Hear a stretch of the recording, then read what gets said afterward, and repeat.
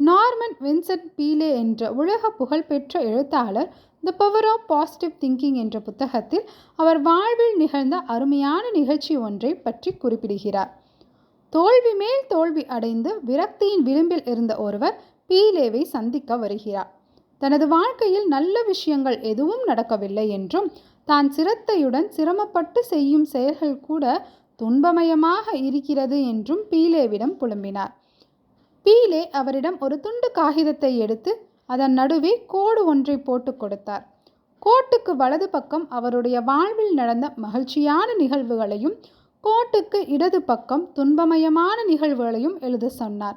வந்தவரோ, என் வாழ்க்கையை பொறுத்தவரையில் வலது பக்கம் எழுதுவதற்கு ஒன்றும் இல்லை, வலது பக்கம் காலியாகவே இருக்கப் போகிறது என்று புலம்பிக் கொண்டு வந்து அந்த துண்டு காகிதத்தை வாங்கினார். சிறிது நேரம் கழித்து காகிதத்தை வாங்கி பார்த்தபோது வலது பக்கம் காலியாகவே இருந்தது. இப்போது பீலே சில கேள்விகளை கேட்க ஆரம்பித்தார். உங்களுடைய மகன் எப்போது ஜெயிலிலிருந்து வந்தான் என்று பீலே கேட்டார்.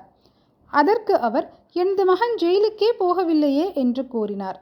இது மகிழ்ச்சிக்குரிய விஷயம்தானே, இதை வலது பக்கம் எழுதலாமே என்றார். தொடர்ந்து, உங்களுடைய மனைவி உங்களை எப்போது விவாகரத்து செய்தார் என கேட்ட கேள்விக்கு, என் மனைவி என்னுடன் தான் இருக்கிறாள் என்றார். எத்தனை நாள் சாப்பிடாமல் இருந்தீர்கள் என்ற கேள்விக்கு, சாப்பிடாமல் நான் இருந்ததில்லை என்று பதிலளித்தார். உங்கள் வீடு தண்ணீரில் இழுத்துச் சென்ற போது என்ன செய்தீர்கள் என்ற கேள்விக்கு, என் வீடு பத்திரமாகத்தான் இருக்கிறது என்று பதில் கூறினார். இப்படி ஒவ்வொரு கேள்வியாக கேட்க கேட்க கோட்டின் வலது புறம் நிரம்பியிருந்தது. இடது பக்கத்தில் எழுத இன்னும் இடமிருந்தது. கடந்த காலத்தில் முழுக்க முழுக்க மகிழ்ச்சியான நிகழ்வுகளை கொண்ட மனிதர் என்று இந்த உலகில் யாரும் இல்லை.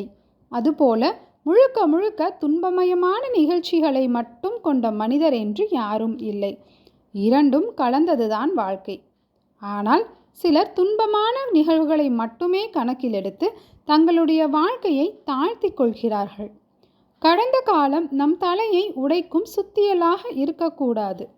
அது நம்மை முன்னோக்கி உந்தி தள்ளும் தள்ளுபலையாக இருக்க வேண்டும். என்ன நடந்தாலும் வாழ்க்கையை மகிழ்ச்சியுடன் வாழ்வேன் என்று முடிவிடுங்கள். மகிழ்ச்சியே உங்கள் வாழ்க்கையின் வழியாக இருக்கட்டும். இந்த காணொளியை கேட்குறத நிறுத்திட்டு பேனாவையும் துண்டு காகிதத்தையும் எடுத்து கோடு போட ஆரம்பிச்சிட்டிங்களா? மகிழ்ச்சியாக எழுத ஆரம்பியுங்க. வலது பக்கம் நிரம்பட்டும், இடது பக்கம் காலியாகட்டும். பாசிட்டிவ் திங்கிங்கோட பவரை நீங்கள் ஃபீல் பண்ண ஆரம்பிங்க. அதுதான் உங்கள் வாழ்க்கையோட மிகப்பெரிய ரகசியம்.